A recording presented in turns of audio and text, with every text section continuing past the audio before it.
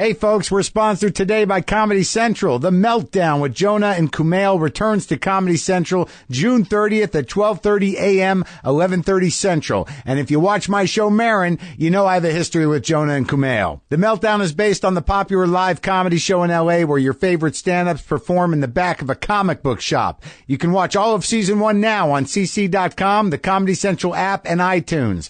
All right, Jonah, Kumail, okay? Are we good? Okay. Today's episode is also sponsored by Squarespace. Squarespace is the easiest way to create a beautiful website, blog, or online store for you and your ideas. Squarespace features an elegant interface, beautiful templates, and incredible 24/7 customer support. Try Squarespace at squarespace.com and enter offer code WTF at checkout to get 10% off. Squarespace. Build it beautiful. Okay, on with the show. Lock the gate!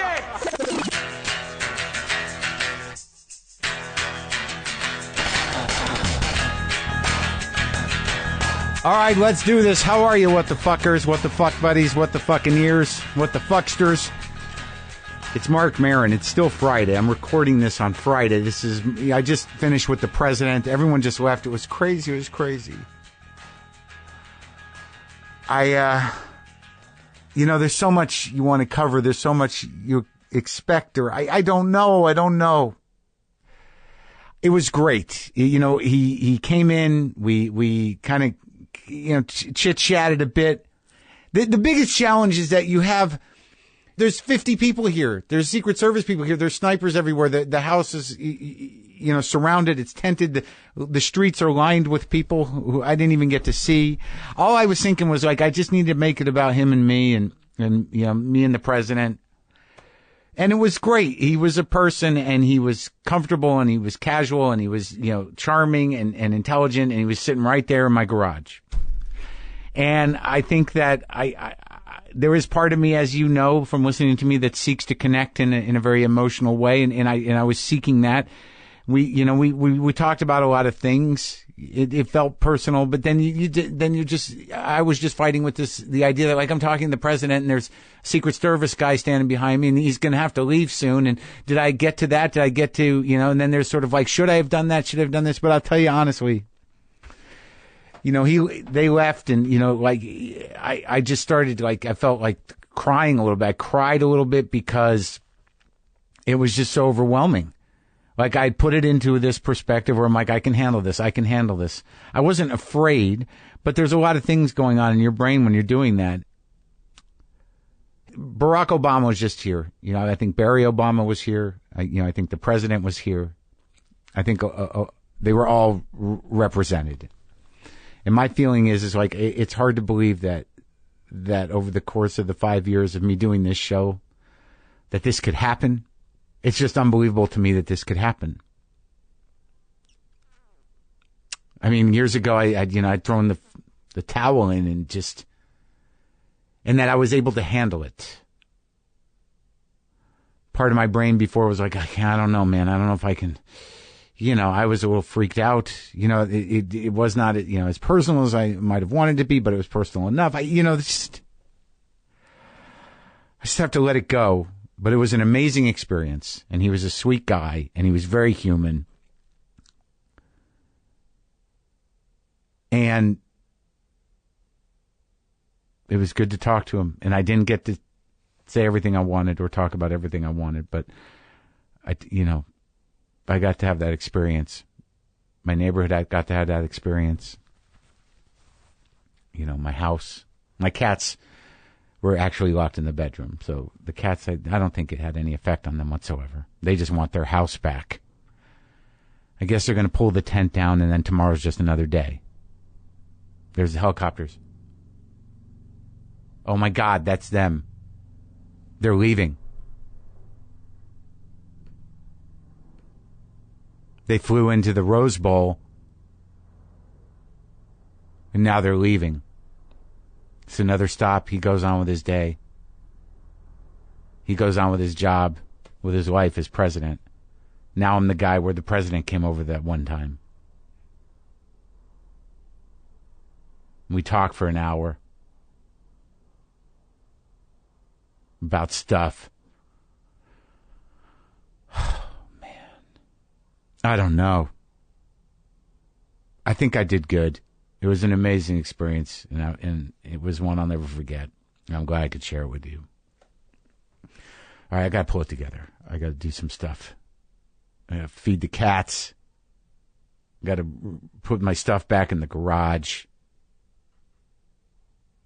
Do some press.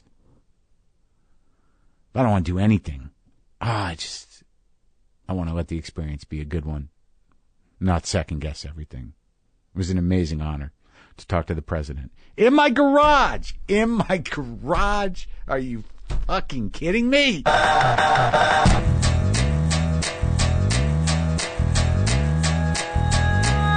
Okay, folks, in a couple of minutes, you'll hear me and my producer, Brendan McDonald, talk about how the President Obama episode came to be. But first, we have to take care of some business. And for the business end of this show, we have a lot of partners. One of them is Stamps.com. Stamps.com has been with us for about 5 years, and there's a reason they're still here. There's a lot of small business owners or just plain old busy people listening to this show who need to get mailing and shipping done, but don't have the time to go to the post office or the money to lease an expensive postage meter. So Stamps.com is the best way to buy and print official U.S. postage for any letter or package. You can do it right from your own desk using your own computer and printer. Even get special postage discounts you can't find at the post office, and you'll save up to 80% compared to a postage meter. Wow, that's a lot of peas. Stamps.com is only $15.99 a month. That's it, people. No long-term multi-year commitments, no markups on postage. It's a no-brainer. I use Stamps.com right from this garage. It's so simple, the president could have printed his own postage while he was sitting here. That would have been distracting, but it could have happened. Use my promo code WTF for this special offer. Start a no-risk trial with a $110 bonus offer that includes a digital scale and up to $55 of free postage. Don't wait.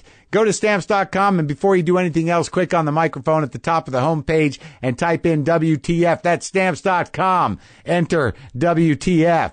We also have a new partner today, Vegas.com. It's summertime, folks, so if you're looking to book a vacation to Las Vegas, Vegas.com is the way to go. Even if you don't want a full vacation, maybe you just want a one-day getaway, Vegas.com will hook you up. Vegas.com is the only way to book Vegas. Unlike other travel sites, these guys are from Vegas. Everyone at Vegas.com lives in Vegas, works in Vegas. They know Vegas inside and out. They get you the absolute lowest rates on hotels, and that's only the start. You'll get the best price guaranteed, not just on hotels, but on shows, tours, restaurants, and attractions. And just use the Vegas.com app to answer all questions about Vegas. It's everything you need to know about Las Vegas right on your phone. Go to Vegas.com right now. Click on the microphone in the top right corner and enter WTF to receive an extra 10% off everything except air hotel packages. That's Vegas.com. Click on the mic and get 10% off by using WTF as the code. Okay? Okay.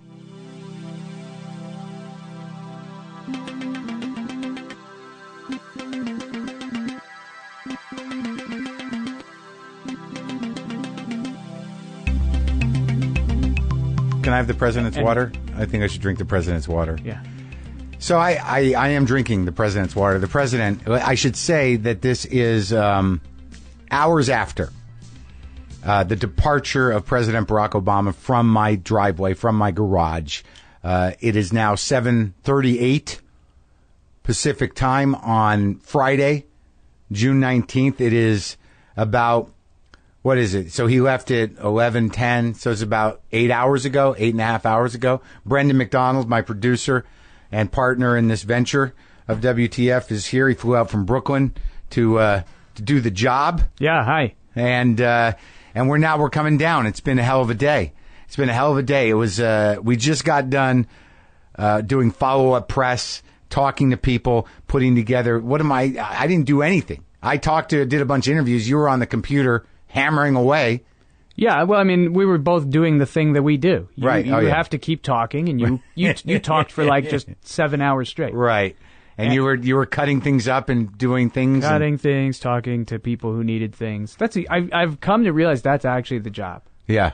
People need things, and they got to get those things. I was very surprised at the emails I got when people knew I was going to be talking to the president. People were like, "Hey, you remember that thing I sent you? Right. Maybe he could pick it up. The president could pick it up, and you just take a picture. It'd be very helpful for me. I have a child now." Yeah. I'm not going to mention any names.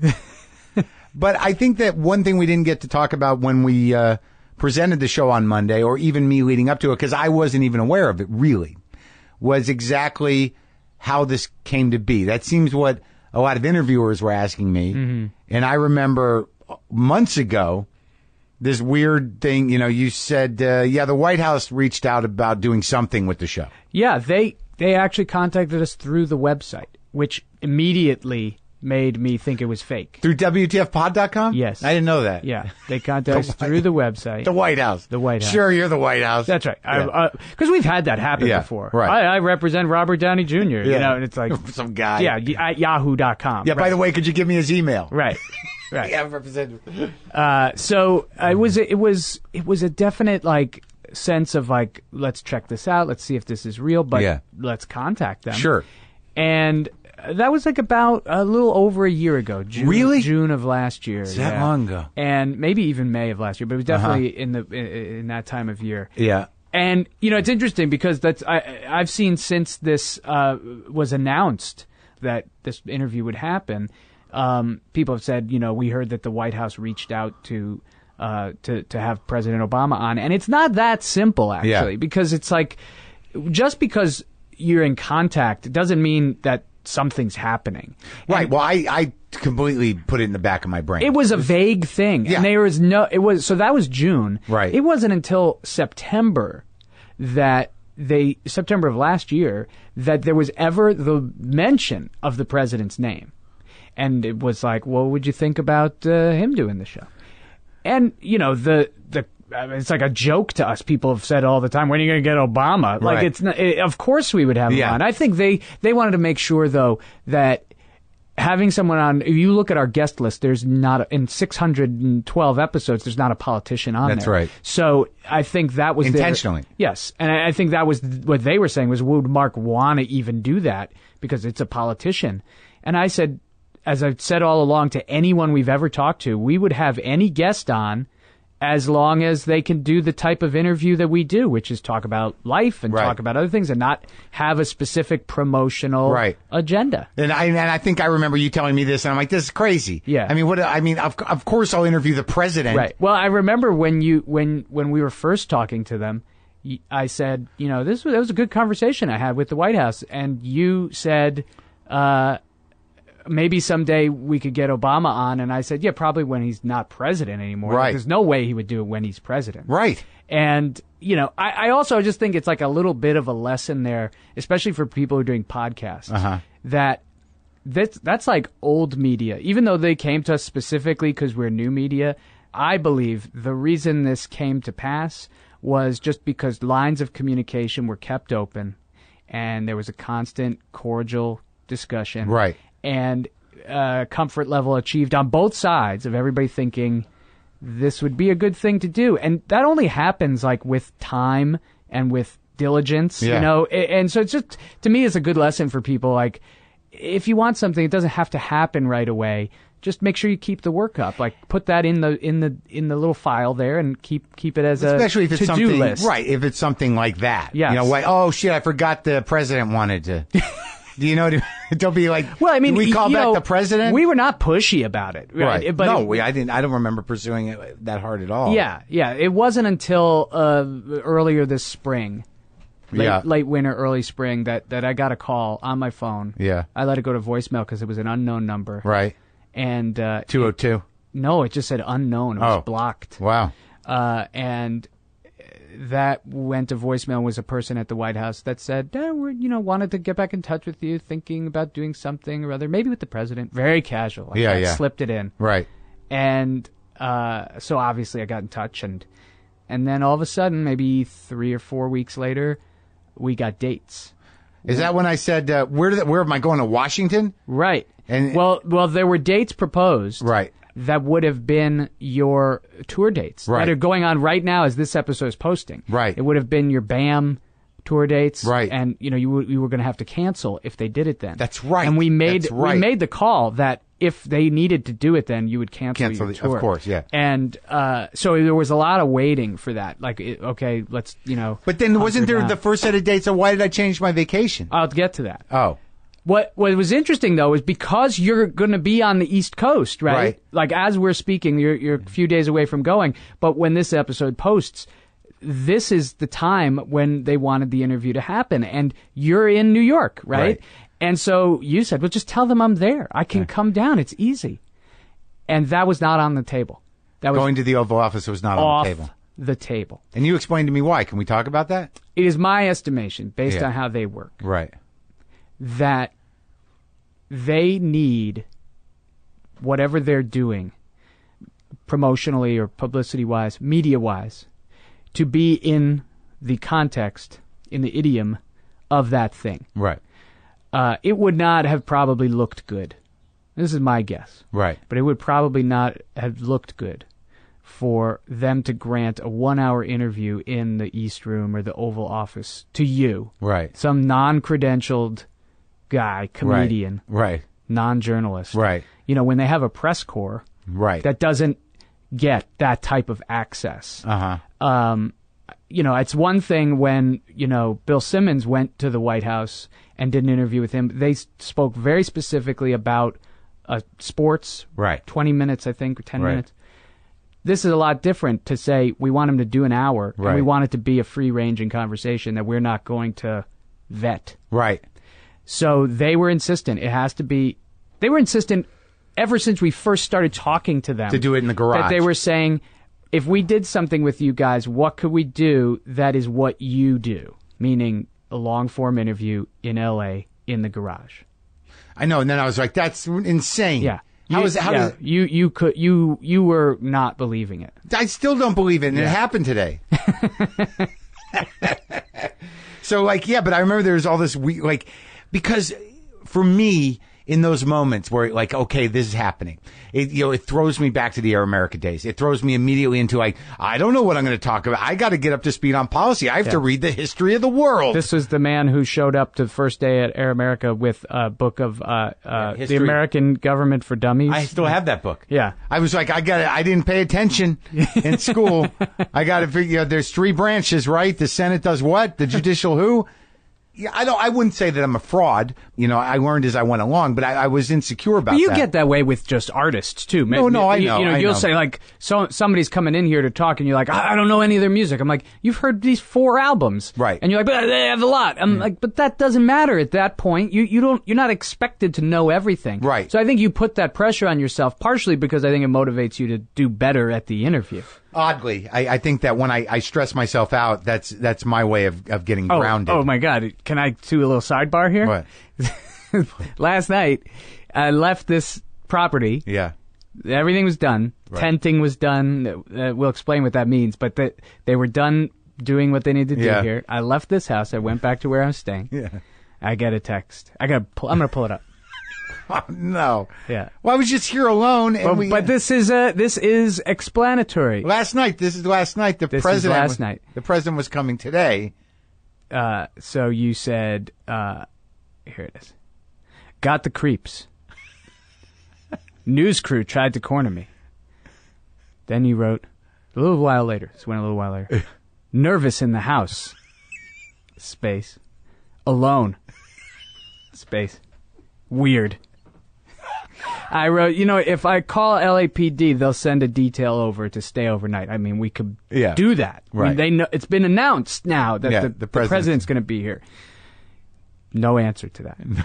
It was about 20 minutes. Because I was sitting there going like, I can do it. Yeah, you want to tough it out? Yeah, I'm going to tough it out. Well, this is where toughing it out got you. Send me this 20 minutes later. You don't think someone's going to come over here and fuck with the electrical box or something weird, do you? I said, wow, that's very specific. Yeah. I say, again, if it will help you sleep, let's call the cops. And this was a key to Marc Maron that I've worked with you for 11 years. Right. And this text was so helpful. Oh, come on. No, I'm not joking. Yeah. You wrote, I'm just worrying. It's how I ground myself. I responded, oh, sorry, carry on then. It was a very clarifying moment. Yeah. And so, you know, when you're saying that you panic knowing that you're going to have to plow your head with information, I do understand what that is. Yeah, right. Well, I mean, that was the thing. And when this was starting to happen, and then it was, you know, we had to, I was looking for a way out in a way. Like, I don't do it full on anymore. It's sort of half-hearted. But when you're like, we've got to make these dates available. And I'm like, that's the only time I can take a vacation. And I'm about to lose my mind. Right. So let's get to that. What? Well, we haven't explained why that happened. So we were holding those dates that your tour was going to be on. That's right. Right. And I'd agreed I will cancel dates to interview the president in my home. That's right. Right. So I was sitting at a bar. Right. And I got a email from the White House that said, we're looking close in terms of confirming. Yeah. But what about the week before? Now, you got to understand something. They're planning this in relation to an L.A. trip for the president. They're not saying what about these dates so that he can take a trip and go see Marc Maron. They're saying we're getting a trip together for money, right? For large fundraisers. Right. And we can, while they're on that fundraising trip and doing other things, like he saw the governor today and spoke at the U.S. Conference of Mayors, but other than that... Before my show? No, after. Oh, you don't even remember. He said that to you as he was leaving. You're like, what do you do now? And he was like, I'm going to go talk to Governor Brown and about the drought. Oh, that's right. It's San Francisco. Yeah, and then I'm going to go up to San Francisco. Right. Yeah. But so this is not for us to say, those dates aren't as good as the other dates. Like, we'd rather actually do it the dates you first said. Like, if they say, no, it's these dates, those are the dates. You tried to explain that to me. Well, before I even tried to explain it to you, I thought, great, he's not on tour. Right. He's not going to have to cancel his tour dates. Yeah. So I looked at the calendar. The only thing that was happening was you were on vacation in Hawaii. But I looked at the calendar and said, he could just bump it up a week, take the vacation earlier, and it'll be great. Yeah. So I call Marc. I love it. That's the greatest story. Come on. I call Marc. Come on. And I say, look, good news. We're not going to have to cancel your tour dates if this thing happens. Mm-hmm. They're giving us new dates. It's the week before. Now, the only thing about that is you're on vacation that day, those days. Now, did you book that trip already? Yeah, dude, that's over. It's over. What do you mean? That's long gone. That's long done. We can't do those dates. You're on vacation, right? Yeah, I booked it. I used all my points. I've been saving up these points forever. Yeah. I got a great hotel. I got good airfare. There's no moving it. So I said, okay. I'm in my mind. I'm thinking, I gotta let him feel. Oh, really? Like it's valid I validate his feelings. It is valid for him to feel like this is a hassle. Right. So I said, that is a big pain in the butt. Right. I get it. So how about if someone else, you just said whenever you want to go on vacation, right, and someone else in the world right, handles all the details. Right. How's that going to happen? Who's going to do that? I said, no, you don't worry about that. You don't have to worry about any of that anymore. That's done. Right. Dude, I just don't, you don't even, I saved these points for a reason. There's a reason I saved all my credit card points is to take a trip like this. And I don't even know why am I going to interview the president? What's he even going to say? Right. Well, he could say a lot of things. He's already done podcasts. He did Bill Simmons' podcast. I don't think we need to do the president. Oh boy. I said, all right. Is this a real point that you're making here? Right. You said yes. But I could sense in that yes was you saying, oh no. Like that I was about to give you reality. Right, right. It was like a very half-hearted yes. Right. It was like, yes? Like a question. Yeah. And I said, all right. After this interview happens, right, everyone who didn't know you, now they'll know you. Right. And people you're in business with, they're going to be really happy they're in business with you. And people you want to talk to, dream of talking to, they're going to be easier to talk to now. I said, so if that's scary, that's a good reason not to do it. But if it's because of your credit card points, you could take the credit card and shove it up your ass. Because that is not why I'm going to go back to the White House and say we're canceling this interview. So Mark said, okay, all right. If you got to put it to me like that, well. Then you said, I'm sorry, I don't have Jesus. So this is what I hang on to, these things. And I understood that, too. Again, it was a clarifying moment. And part of me, as I was saying that to you, was like, I hope I'm not pushing him too hard here. Right. But I need to stop this right now. Like, I can't ever allow for the possibility that this snowballs downhill to the point where he makes a reality in his head that the credit card points are insurmountable and we cannot get over this as an issue. Well, the other thing you said, though, was like, we'll pay for it. Right. that was the thing that killed me. It's like, here, I got an idea. We're making money. Let's just pay for it through the business. We'll get whatever hotel you want. And you said, that's still money. I said, but it's made. Like, it's already, like, we make money. Yeah. Like, that's what you make it for. It's a business expense. Right. And then I was like, no, but I remember it happening. It's like, but you don't understand. I can't just lose the points.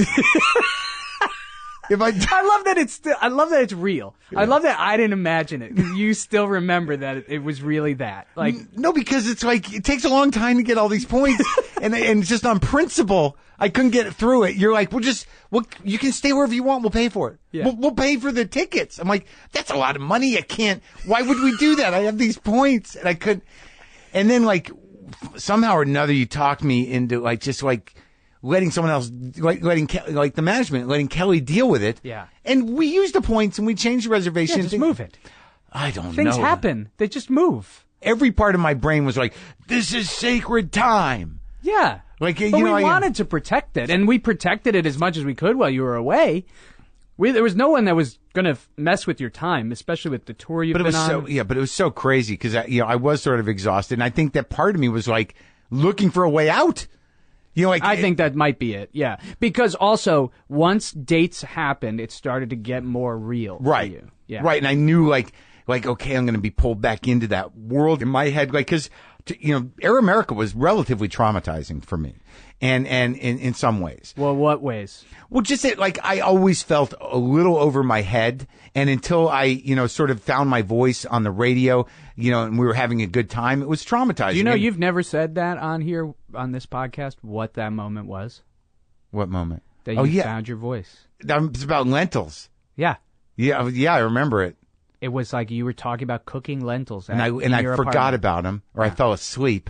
And they just kept cooking. Yeah. And then when I finally realized it from the smell that something was amiss and burning, I went in there and they had formed some sort of pasty tar, like this burnt carbonized lentil tar. And then I went on some riff about how you could use it for paste or arrowheads, or this is how things, like I went on some weird riff about the use of that. This is at like 6:30 in the morning. Yeah. The day after it happened. Yeah. And the funny thing is, like, the show was still a very much a political show. Right.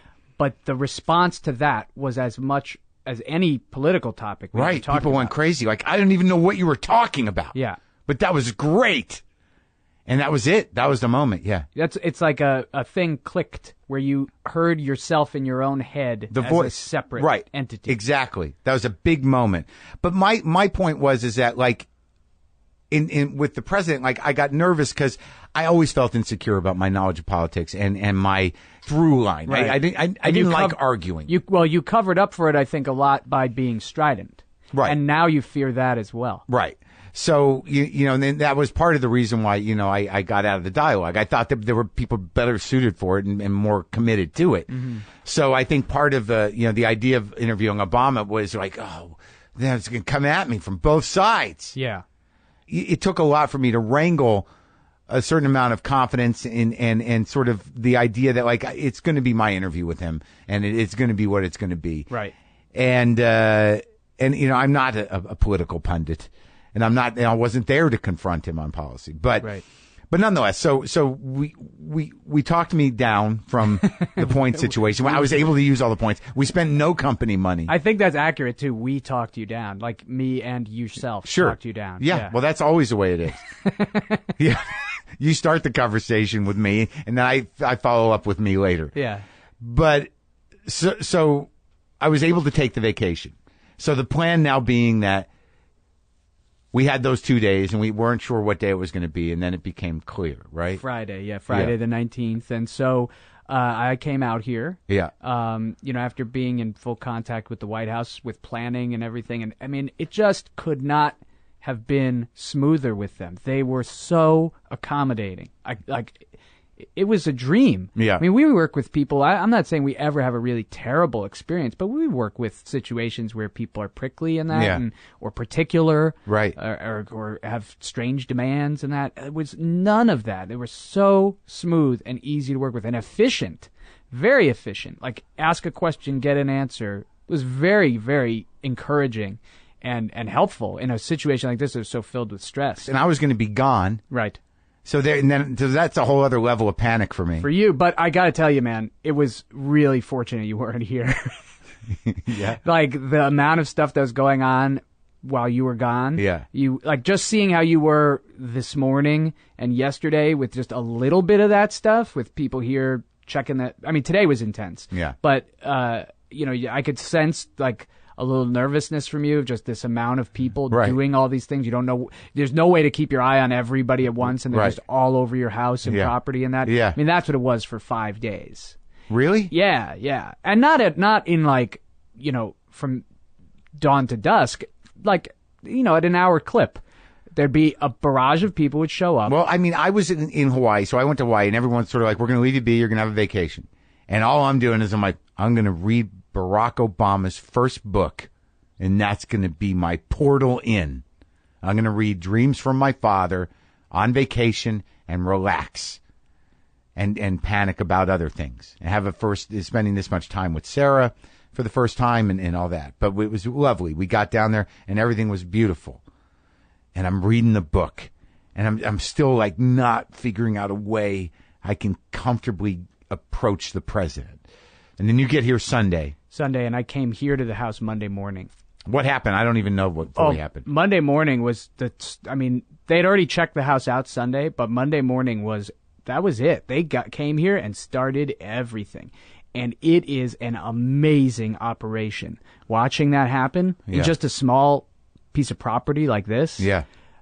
I mean, these are the top of their game professionals. Yeah. And the people leading the charge are, cordial but very matter of fact and direct. It's like the dream that you want to work with those type of people. Yeah. Because, like, you feel like everything's taken care of, and then anything they're asking of you, you want to just jump right in and do it. And you can sense that a lot of them are ex-military, and that is where a lot of the discipline comes from.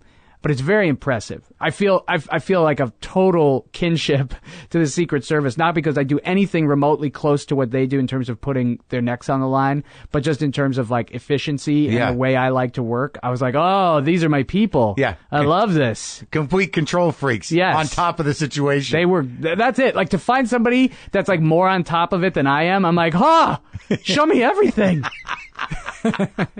The one time in your life you're like, they're doing a really good job. I don't have to do much of anything here. Yeah, it was like that for several days with, like, crazy things like snipers going on roofs. Well, what was it? No, walk me through that process. So, like, they're in the house. They set up those 2 banks, those communication banks, in my spare bedroom. Yeah, that wasn't for them to communicate. Actually, that's just there for emergencies. So isolated lines. Isolated lines. Yeah. They weren't, like, on. No. I know, but they were alien pieces of equipment. Yeah, humming and buzzes, noises. The people that were involved, they told you that were going to be the LAPD, the Secret Service, and they had basically they came up to me with about 15 people. Yeah, and they said this is the whole team. They're going to pepper you with questions, answer them to the best of your ability.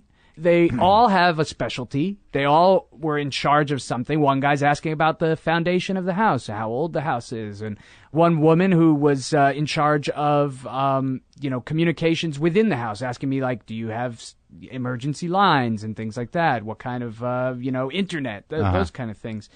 And then a guy just grabbed a ladder and he climbed right up on this garage that we're sitting in. Yeah, he's on top. And that was where he was going to patrol. Wait, and that was the sniper? That was the sniper, yeah. He was excited, right? He thought it was a good spot. It's a good spot with clear vision around the whole property. Right. But it made noise. Yeah. So, you hear him, like... Yeah. Right. Right on top. Right. And he says, "Can I ask you something? Can you go down there and tell me if you hear this?" Yeah. I was like, "Yeah, I hear it." And then he's like jumping, and that ceiling is buckling. Oh, no. So like that, my first I was like, "You're going to come in on the president. Like, he's going to be sitting here." Yeah. And another guy came over. Yeah. And he says, "No go, no."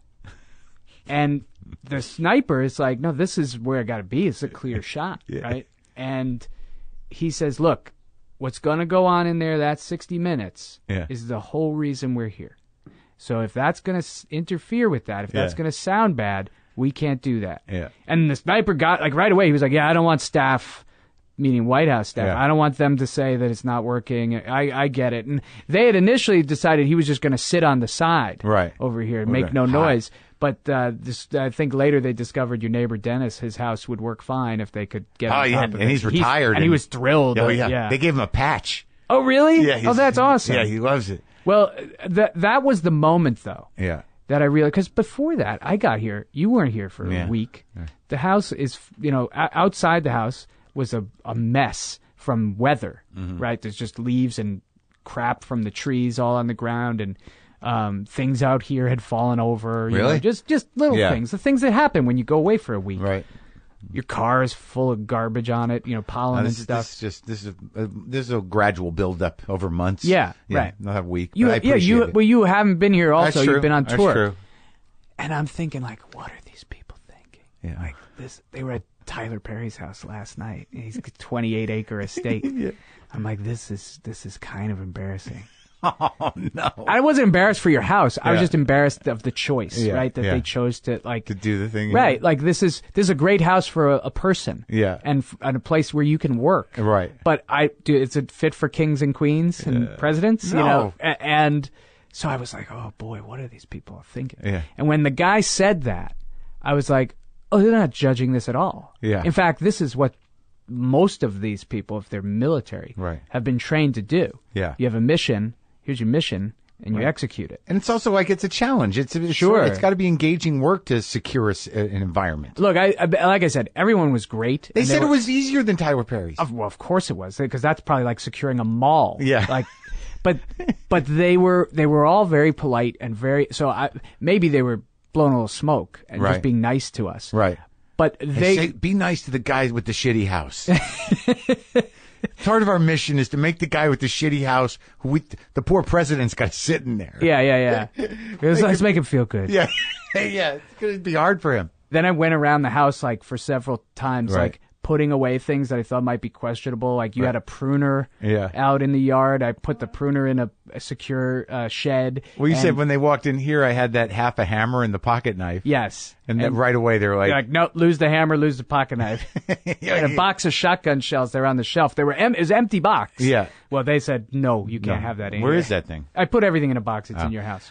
Well, thank you for doing all that. I mean, they wanted, it was so funny because they cleared out all these boxes and stacks of things here, primarily because they didn't want him to trip, they said? That's right. They said, well, I mean, maybe there's other reasons. That's the reason they gave me. Right. They said, we want this all to be clear. We want anything to risk him, like, tripping over and that.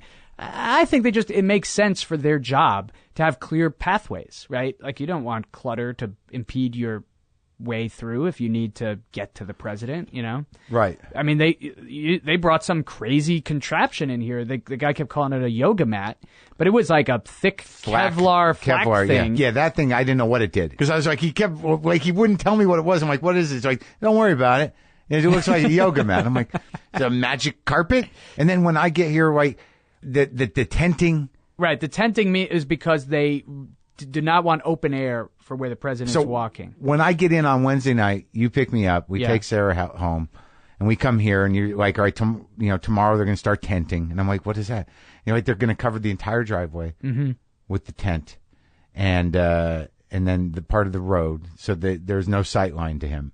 Right. And then, you told me that they had secured the entire streets and everything's going to be closed off. There were signs all over the neighborhood. No stopping. They didn't even say no parking, just for no stopping. For that half a day, for that morning. And, we're starting, and this is what I come home to. And you show me the weird humming machines and all the stuff that you put away. And you cleared off the entire driveway and put that all on the deck so there could be a clean access leading up to the garage. Right. So in my mind, I'm like, oh my God, this is really happening. And I'm like, I finished the book. I got a good idea of what he was like when he was 30. Now we got to get me up to speed. You got to cover the other 24 years. Yeah. And that was the plan. And then you leave the house and someone tweets, I don't think it's after we do the press release. That was the big thing on Wednesday. Yeah. We got that press release out on Wednesday. The White House said, tell the world it's happening because we're going to post a schedule. Right. And then the episode that we put up last Thursday with Judd was intended to coincide with the announcement. Right. And so we do all that, and it's starting to get some traction. People are talking about it. Is this real? Is it not real? And then you leave, and I see some guy tweet, sorry, man, I don't think it's going to happen. Check the news. Right. And I go on the news, and the horrible shooting in Charleston had just been reported. It was happening. It was unfolding. Mm-hmm. So I text you, dude, check the news out. I don't think it's going to happen. This is bad. And, it would be understandable. Yeah. I mean, we had said that before. That's what you kept saying. You kept saying, like, it's going to happen. Now, if it doesn't happen, it's because something's... I said it's because something's so bad that we would not want it to happen. Right. And also, it's going to be bad. It's something so bad the country's going to stop. Yeah. Or the world is in trouble. Something that you understand it's not going to happen because everybody's sad. Right. Or, it's right. Or something is scary. And I felt or the last fire has started. Right. I felt that as in not knowing that news and then going to the news and seeing it and being hit with it and how horrible it was. I just sat there in the dark because I got your text and I walked in the house and I didn't turn any lights on yet. I saw your text and I looked at the news. And I sat in the dark for like 20 minutes just having had read that story and was like, that is just the worst. Like the details of that story were so bad that I immediately was like, well, this is just not happen. And you were like, it shouldn't happen. Right. Right. And I think you were feeling that the same thing. Yeah. It's like, how could he? Right. And we went to sleep, obviously, and then and we had canceled any promotion that we were going to do of it the next day. We told the White House we weren't going to tweet. Yeah, nothing. we said it's all like because they didn't know. They didn't contact us yet because they were still formulating their statement, what their response was going to be. But I didn't hear anything else, and I went to sleep. And I woke up the next day fully expecting to look at my phone and see a official message from the White House that said, "We're sorry, but obviously the circumstances don't allow us to." Sure. This event, and I didn't see anything. There was no, it's still on or it's not on. And then I saw that the president was going to speak around like 9 o'clock our time here. Yeah. So I said, all right, we'll watch that. We'll see. We might get a clue or two from that. And I really think the way he spoke. Yeah. The White House didn't just release an official statement. He came out in front of the cameras and spoke in a way that we both, while we were watching it, were like, oh, he's angry. Yeah. I think that probably kind of made it okay. In my mind, I don't want to sound like crass about it because I'm not saying just words blanketed over a horrible event. Yeah. But I do think the president has a power as a guidepost for America as to how you can react to things. Yeah. And I at least got the feeling when he did that he was, and at this point the suspected killer had been captured, and then he addressed it, and I did get a kind of feeling of like, I think he's just going to move to the next thing because he is the president. Right. He does have to keep going. Right. And he will get to Charleston. Right. It doesn't make a huge difference if he goes to Charleston right this minute or if he goes when there's a memorial service for this man he knew who died, this pastor who was murdered. And I kind of felt like the thing was still going to happen. It was in the back of my mind all day long that it was still a possibility to get canceled. Sure. And well, then when we heard that he was in the air, that he had taken off, that's how we knew that he was coming. Yeah. Because it was. But I just fully still had it in my head that he could be here in L.A. and not they do it. Would sure. say, it's still not the time for us to do a podcast. Obviously understandable. Right. But in the meantime, we went ahead and continued our plans, and that became something we really had to address. Well, that's what I said to you. I said, look, I can manage engaging that, and I think we need to put it into context that we're gonna do this thing on Friday. It's gonna post on Monday. We don't know what he's going to do in relation to that. event, that tragedy over the weekend, there were a couple of things that we had to sort of put in because of what might be happening Monday. So at least the podcast would integrate into the day. Right. And that was, address and pay our respect to the loss of the guy he knew to his face and engage. Just that whole community just has been torn. And the nation has there's another like huge horrible mark. And also engage the emotion that he felt about that. Yeah. And also deal with the Supreme Court ruling that's going to happen. Yeah, it might happen. It might have happened by the time you're listening to this. Right. So I felt confident about doing that, but it did change the tone of our plan a little. Yeah. There was a little less room, we felt, for frivolity. Right. I mean, the way the morning developed, it was, still a lot of stuff going on here, Secret Service-wise, that, Well, at 6 o'clock, I woke up to let the guys who were going to build the rest of the tent in. Oh. Yeah. So they started doing the street. And then everyone was leaving the street. And like that night that I texted you, I was walking around, talking to my neighbors. People were out in the streets, like the 4th of July around here. And then at 7 o'clock you came, and then the Secret Service started to come. And we were told that, he's gonna fly right from Santa Monica in a chopper to the Rose Bowl. That's right.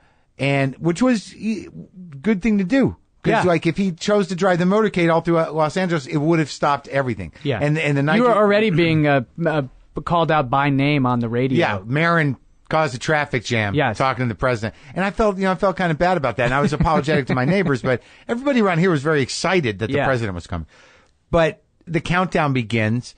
I'm going over the notes. We're setting things up. We're trying to cool the place down. Secret Service is doing their things. It was wild when all the Secret Service was here. And then like an hour or so after they all showed up, the 2 snipers come. Yeah. Like, I don't know if they came in a special car, but I just saw 2 dudes walk up and I'm like, those are the guys. Yeah, one of those guys was the guy who was on the roof the other day, on the roof of this garage. And, there were 2 of them today. So, my restroom was the only restroom for all the Secret Service, which I always feel bad about because the door's broken. Yeah, that sniper brought all his gear into your bathroom. Oh, no, the gun and everything. Went right in with him. Yeah. Not going to lose that thing. Yeah. So that starts happening. And then they start telling us that, they tell me where I need to be when he pulls up. At 5 minutes, me and you should be out in the garage, and I should be standing in front of the garage. We should get the tape started if we're going to start it. And they tell us, like, all right, so he's leaving the hotel in Beverly Hills. Yeah. And then they tell us he's at Santa Monica. He's getting on the chopper. And I'm like, how long a flight is that? He's like, probably 8 minutes, 9 minutes. And then we'll tell you when you have 5. But the funny thing was, we hear the sound because we're right in the flight path. Yeah. To the Rose Bowl. Yeah, we're right by. So we hear those first 2. What are they called? Ospreys. The Ospreys. There were 3 of them, yeah. And the guy said there are always 3. And so we have 1, 2, and there's the 3rd one comes by. And then we're like, what's next? And they're like, that'll choppers. be it, yeah. Marine 1. Yeah. And how long? So it should be pretty close. Right, it's coming right by, yeah. And then we saw him. Yep. We saw the helicopter. So we saw them fly in. So then they told us when he landed and when he was in the car, and then we had 6 minutes. Then all of a sudden it's like, oh, it's going to happen. Yeah, we better turn the air off in there. Yeah, we're freaking out. And you're like, come on, man, come on. I'm like, I'm starting the thing. And no, wait, did you think I was freaking out? Because I was really trying to portray like a calm demeanor. No, you weren't. I didn't see any freaking out until because we had some time. Because they hadn't given us 5 yet. But then when they said, he's in the car and it's about 7 minutes out. And then they said it's 5 minutes. And I'm like, I was supposed to be waiting out in front of the garage door and you weren't supposed to be in here at all. Right. And you were turning the thing off and I'm fucking around with this. Yeah. With the recorder. And you're like, come on, man, you gotta. And I'm like, I'm just turning the recorder. Well, what happened was I walked out the door here of the garage. I could see down the hill of your driveway and I saw a car come up with the presidential seal on the side. Yeah. That's why I started screaming at you. Oh. What Maron was doing was trying to set up his recordings so that he could hit record, walk out of the garage, but not have too much dead space on it. And that way he wouldn't have to play him. Right. He wouldn't have to hit play when he came in because I wasn't supposed to be in here. Nobody's supposed to be in here. Right. But the 2 of them. So I walk out of this garage and I see the car come down up. Down the tunnel? Yeah. And I'm like, you got to get out here now. Yeah, right. Because he's supposed to see you when you walk. That was the plan. That's how we were told it was going to be. You got out here in time, though. You didn't. You saw. Right. You saw what? Staffers coming out. Well, no, I saw the first car go by, and then I saw the next. I said, "How many are there?" He said, "There's 2," and then they'll stop. And then I ran in, and I did the thing. And I came back out, And then all of a sudden there was a lot of people Yeah. coming up the way. There was Secret Service and staffers. Right. And then just a lot of people. I couldn't make out anybody. Yeah. And then right here, right at the end of this part of the drive, right at the gate, you know, I hear like, Mark, how you doing? It was the wildest thing to hear that. Because I was right behind this tarp that's next to your garage that they put up. Yeah. And to hear him and to hear that in his voice right from the get-go. Right. He was like... We're going to have fun. It was gregarious. Yeah. And like, he did something to you. Yeah. Like, you usually are the one that has to disarm people, this weird setup of coming into your garage. Right. I go, Mr. President. Yeah. You know, like, hey, he's like, how you doing? Glad to be here. Let's go in there. We're going to have fun. This is going to be fun, right? And I'm like, okay. Yeah, I guess so. And then we walk in, and he walked in front of me. Yeah. And the Secret Service was behind me, and he's looking around. I'm like, I think you go over to that chair. But there was a moment where I'm like, I'll just let him sit there, I guess. Did you really? Because he did. He kind of, right? He came right to this chair. And I'm like, no. You can't let him sit there. No, it's your controls. Right, you can run it. Just make sure the lines are. So then I show the orange chair, and he walks around to your chair where you are. And then the Secret Service guy plants himself here, and he's like right out of the gate, like, wow. But what I felt was like, oh my God, because my big fear was like I had so much in my mind. I was afraid of the weight of the conversation we were going to have. I didn't want it to be fluff. I wanted it to be, rich. I wanted to have some fun, but like, I was so nervous and intense, but like, he was like, everything's good.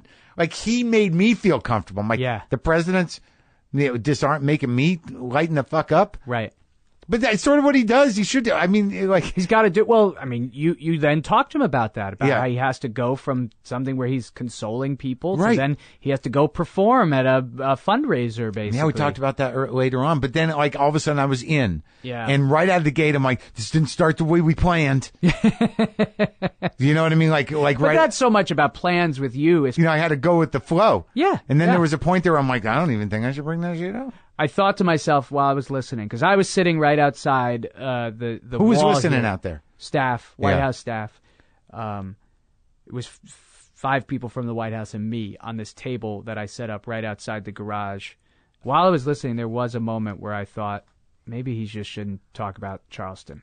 You guys were vibing about his days in Hawaii and around here, in Pasadena, and I thought, well, it'll be okay if he doesn't bring it up. But you did then bring it up, and you got him to talk pretty directly about guns, gun safety, the power of the NRA.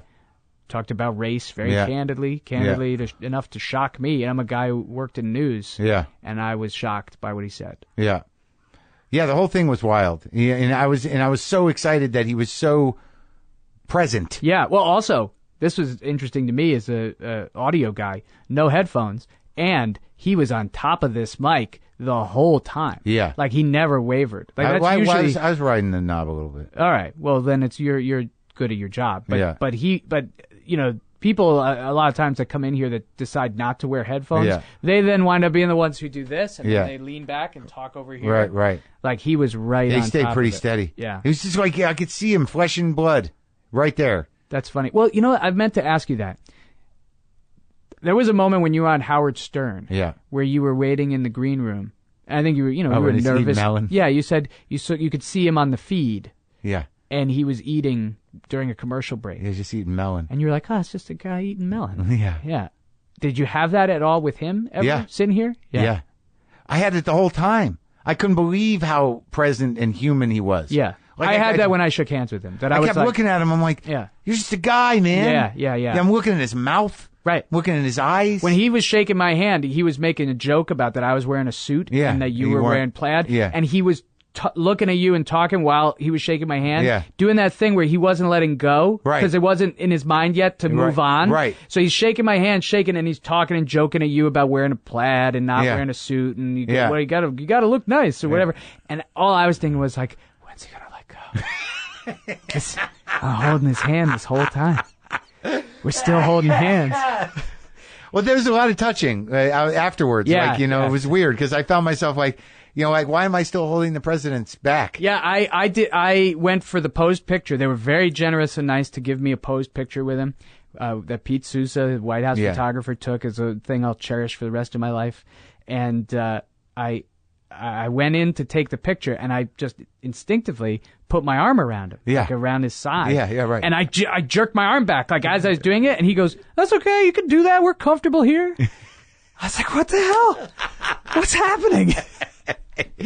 Right? Yeah. If you see my face I put that picture up on my Twitter. That is like the happiest face of mine you'll ever see. That's like, great. Just a pure happiness. And I also got this. This is pretty great.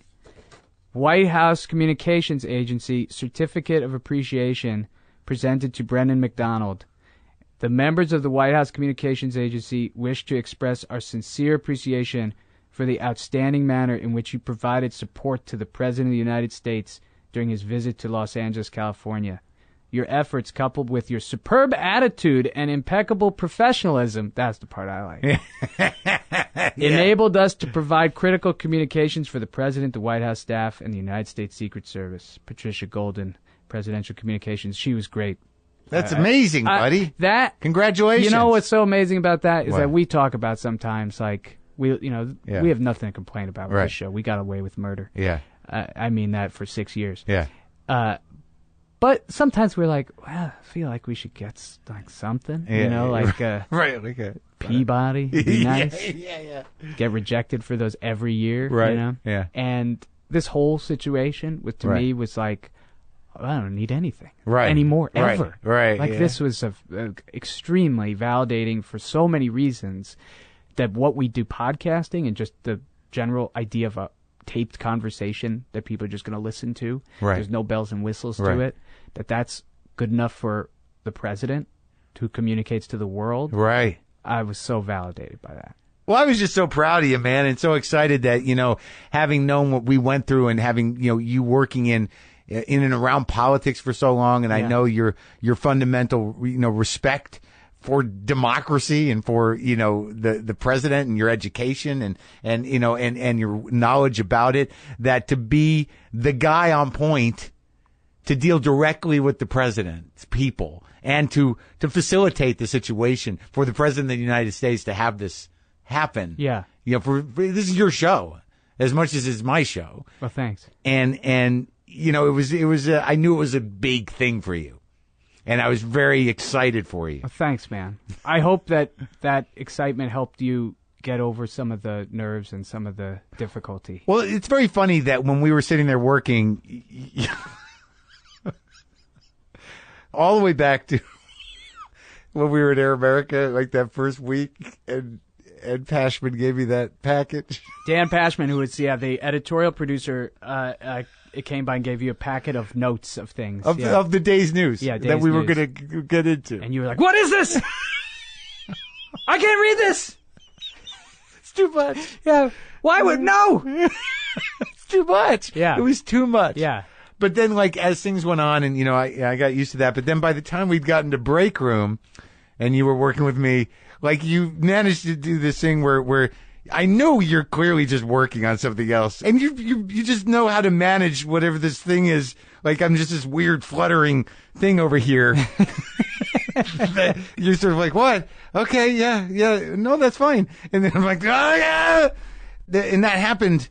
Like, when we were working in the house again, I'm like, and I'm just like sweating, and like worrying about something, and you're like in something else.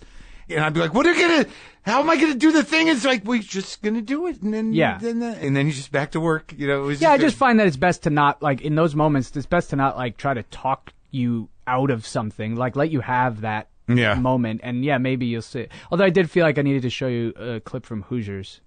That was hilarious. Because I was like, that's the president, man. I mean, I'm way out of I'm over my head on all levels. And you show me there's a clip from Hoosiers where the team shows up at the big state stadium. Yeah. And they're just Indianapolis, right. And he measures the net in the same size. I'm like, I know you don't like sports, but you like Gene Hackman. Right, so right. You can watch this. We had that moment where I'm like, I know what you're doing. Well, we've been doing it for a long time, man. I think this was a good culmination of it. Whew. Well, and especially because it makes me think back to before Air America started, before it actually launched. We had done like test shows. Do you remember that? Like rehearsals. And I remember our producer, Jonathan Larson, took me and Dan Pashman. Yeah. And we sat out in the hallway. And I was the first to speak. I said, well, I could tell you what works. And at the time, it was a 3-host situation. Yeah, right. There was a host that was supposed to handle the interviews. There was a host that was supposed to handle the news. And you were there to basically pepper in jokes. Yeah. So I said, I could tell you what works. Marc Maron. What doesn't work is there's not enough Marc Maron. Like, the show should be that guy. Like, that guy could be like Howard Stern. Like, and Dan Pashman was like, absolutely, I agree. That's what I would say the same thing. And Jonathan Larson said, yeah, that's true. You guys are right. And I just felt from that moment, and then what we did at Air America, I was always like, this is right. This feels right. Yeah. No matter how bad that place got or what we felt were the limitations of the format and that, like, I felt we could do good work. It's why I came out here. Right. And we did After a we show got fired? out here. Yeah. And I just always crazy times. had that feeling, even when I went and did other jobs, other jobs in radio. Yeah. And I was always like, well, I'm going to work with Maron again. Because we did that well. Yeah, and I got what he did, and I think he respected what I did. Yeah. And I just knew we were going to do that again. And when it came time to do this podcast, it just made sense to be like, well, we do this. We heard it. Like, there was never a hesitation that we should do it. We didn't know what it was going to be. Right. But it was like, well, yeah, let's do this. Let's try it. We want to do this stuff on our own. We like this work. And you were doing that other job. Yeah.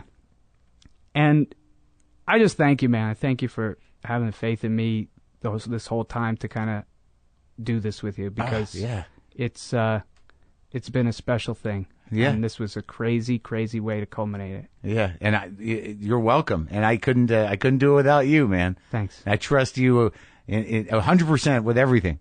Like, it's just so weird because, you know, we've worked together for a decade or more than a decade. And, you know, we just work.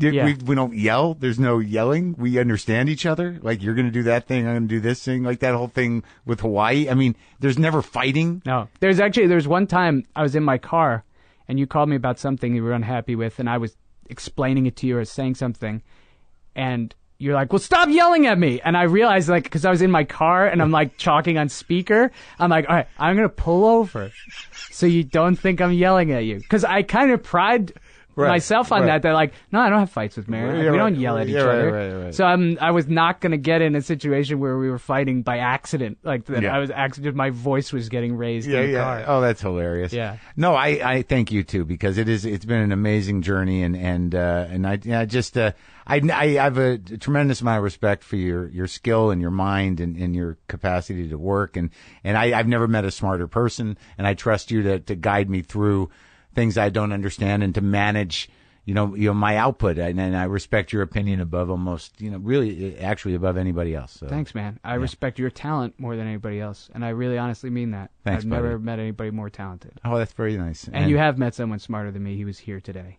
Oh, yeah, the president. Yeah. You can tell yourself that. But I mean, I think you're right up there. I mean, if you want to run for office, is that what you're trying to tell me? Gotta go. I'm running. Yeah. I'm going to go to the Hawaii of the mind before I do that. No, it was an amazing day, and we did it, man. All right, so when we putting Rich Voss up? That'll be soon.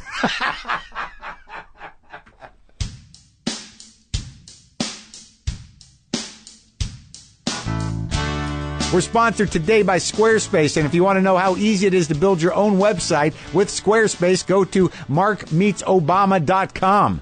This site was built the same day I had President Obama in the garage. It's a beautiful, professional-looking site, and nobody needed to know code or have a computer science degree to build it. And that's what everyone's site looks like with Squarespace. It has easy-to-use tools that anyone can use regardless of skill level. Squarespace also has state-of-the-art technology powering your site to ensure security and stability. And you can trust in Squarespace for your website needs. Millions of people and some of the most respected brands in the world already do. Start your free trial site today with no credit card required at squarespace.com. When you decide to sign up for Squarespace, make sure to use the offer code WTF to get 10% off your first purchase. Squarespace. Build it beautiful.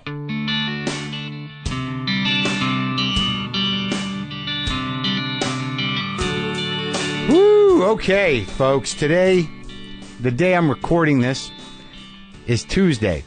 Tuesday, late afternoon, early evening. The podcast featuring me talking to President Barack Obama dropped yesterday. Since then, it's got almost a million downloads. Amazing. Did not know how it would all pan out. But I'd like to share some reflections about how I feel today. This is Tuesday. This is Saturday, Sunday, Monday, almost 4 days after I talked to the president, and a day after the world heard and I'm not trying to be grandiose by saying the world, but there was a reaction. There was a reaction that rippled through the media in this country about the president's use of the N-word. But see, I don't see it that way. He said the N-word to talk about the use of the N-word. But I'm not even going to parse. I'm not even going to get into that. I barely watched. To be honest with you, I watched no television after the interview. I watched nothing yesterday. I heard things. My producer, Brendan McDonald, told me what was happening. I read things. I did a lot of press myself. I tried to keep it away from just answering that question. What do you think of the president saying the N-word? I mean, there was so much there. And the context of it was very clear. He was talking about the broader problem of racism. He didn't use the N-word. He said it to make a point about using the N-word. But it doesn't matter. It doesn't matter. The thing is that the response has been unbelievable. 99% of the feedback I've gotten was just wonderful. And it was very humbling, and it was great to hear it. Because I was nervous. I was nervous how it would come off. I didn't know, after I talked to him, how was it? How did I do? What did he think? I guess I'll never know that, but I get the sense that they were happy. They being the White House, he being the president. It was baffling to me that there was a press conference around the issue of the N-word. And I'm so happy I did not engage in it. Start watching TV or festering. I've been really pretty holed up here. I did some press. I did very little press, really. I did a bunch of print articles, some local TV. I did Chris Hayes' show. I called into The View. But I really just talked about the experience, because the experience for me is what it was really about. And I feel pretty great about it. And I don't think I've really processed it, because I didn't let in the public sort of barrage of what the president himself called the echo chamber. I just didn't do it to myself. I just got caught up with some emails, thanked a lot of friends who responded to it and congratulated me and told me what a great job I did. My parents. I talked to Louis for like an hour yesterday. He was thrilled. He was thrilled that the president said the N-word as well. He felt that that was important. But the bottom line for me is that I've not talked about politics much on this program. There was a time where I talked about politics every day, publicly. Made a very conscious choice not to talk about politics because it's just not my wheelhouse. When I got the opportunity to talk to the president, and first of all, I don't really care how cynical you are or what side you're on or how you feel anything is in the country or where you want to dump your anger or hang your hate. Yeah, as an American person, when the president of the United States of America requests an audience with you because of your show, wants to talk to you, it's an honor and a privilege, and I felt that. And I've never had a politician on this show. And I did have a politician on this show, but it was the president of the United States of America. And I can't even believe it happened. There are moments where, for the few days after, now where like it just dawns on me that the president of the United States was here. Because I was so intently focused on having a one-on-one experience with him that like all I wanted to do was connect with the guy. And then as days go on, I have these flashes where I'm like, oh my God, I talked to the fucking president. The president was at my house. What kind of world do we live in? It's amazing. Most people never get to meet the president or see the president in person. Maybe they see a car go by or they were at a place where he was. I was able not only to meet him, but to have an audience with him and talk to him personally. And it was mind-blowing. And I'm proud of it. And it was an amazing experience for me. I had no preconceptions other than this might be difficult. I'm not really that political anymore. And, you know, in retrospect, what he said he used my podcast for, he was speaking directly to me to try and provoke people to get involved with politics, to be conscious, to engage. That spoke to me directly. But more than anything else, it was really just personally an amazing experience. And it was an amazing experience that I was able to share with hundreds of thousands of people. And like I said, I've gotten nothing but beautiful feedback, which is important because I felt insecure about it. And it seemed to move people in the right direction. Got a lot of feedback from people who saying like, you know, I'm not a fan of the president, but that was a great talk. Don't like him. Great talk. On the other side, great talk. And then a lot of people who were like, you know, I'd forgotten how he made me feel. Great talk. Really some poignant stuff he said and important stuff. Great talk. Then occasionally there's like, yeah, you talk to Satan. Not a plus. That's not in the plus column. There was a few profoundly disturbing emails, but I expected that. And I'm sort of surprised that I'm not really affected by it. I haven't even tweeted hardly anything since it happened. I don't even know how to re-engage with society right now and with what I have to do. Like, it's sort of like as it goes further away, because I don't listen to the episodes again, and I haven't been paying attention to TV. I've been paying attention to my little sphere here. But, you know, sadly, you know, the experience as each day goes by will get further into the past, and I'll just have those flashes of like, that was amazing. You know what's amazing about it is like there's the flash of like, oh my God, I talked to the president and it feels so huge. But what really sticks with me is how thoughtful he was and what a grounded human being he was. And what I was talking to a guy who did a job that I was completely unfamiliar with on a day-to-day basis. And he sat right across from me. He grounded himself here. He looked around my garage, he connected with me. And he is the president. And he's a guy, and unforgettable. It was definitely a high point in my life for a lot of reasons, and I'm glad that it happened, and I'm glad that so many people got so much out of it.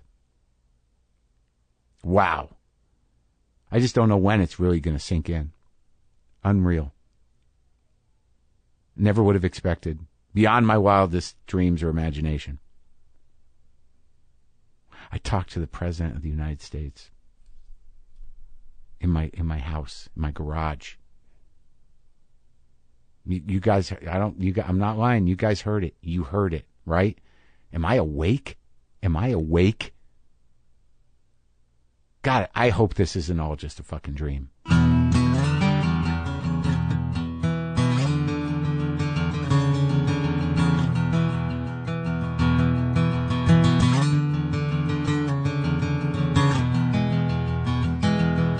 All right, wait, Brendan is still here, and what is it? What do you want to do something? I did, because I did have a little concern about this whole experience. That maybe you're going to get a little bit inflated. You might get a big head or something about it. There's a lot of people telling you how great a job you did, and, you know, I thought maybe it's a useful time to go on the internet comments and see if there was any alternative opinion about your great opportunity and great success at interviewing the president. And I did find some ones that had a counter opinion to the people who thought it was a great thing. I won't say who they're from because these people all put themselves up there anonymously anyway, so I'm not going to give this is on just any sites that I saw, okay, the fine. stories posted. These were people leaving comments about Marc Maron interviewing the president. Wow. Can't wait to hear Marc Maron complain about his miserable life to the president. I hope he cancels on him. Maron is the worst. Did that really happen? Yes, I didn't write these. Okay. Marc Maron is proof that it pays to be the first to do something, even if you're terrible at it. Oh, good. Yeah. I assume Barack Obama didn't piss off Marc Maron in the early 90s, so I guess this episode will be Marc Maron interrogating Obama about why he had the gall to become a 2-term president just to stick it to him. Yeah. Is Marc Maron resentful of Obama's success? Great. Now I have to explain Marc Maron to my grandfather. Thanks, Obama.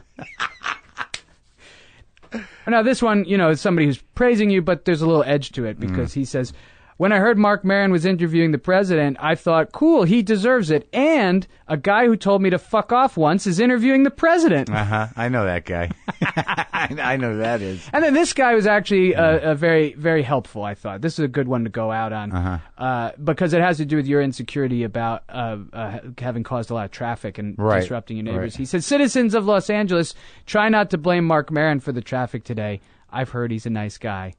Although I have no idea who he is. Yeah, but good stick at the end. All right, I can handle that. Good. That's as bad as it gets. I'm okay. Well, I've kept the really bad ones. Oh, God damn it.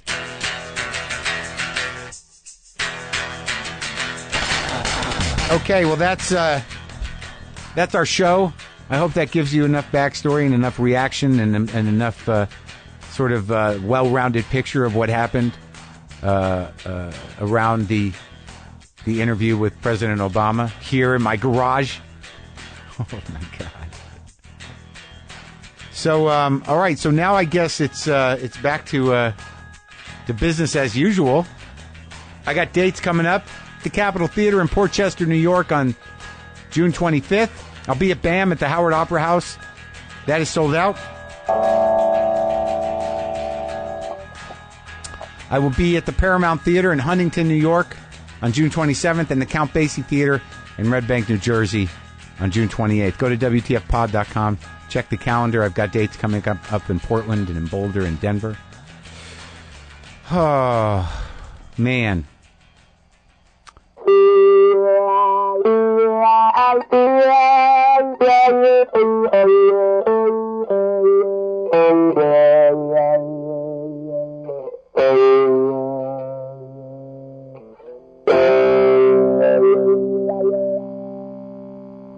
Boomer lives!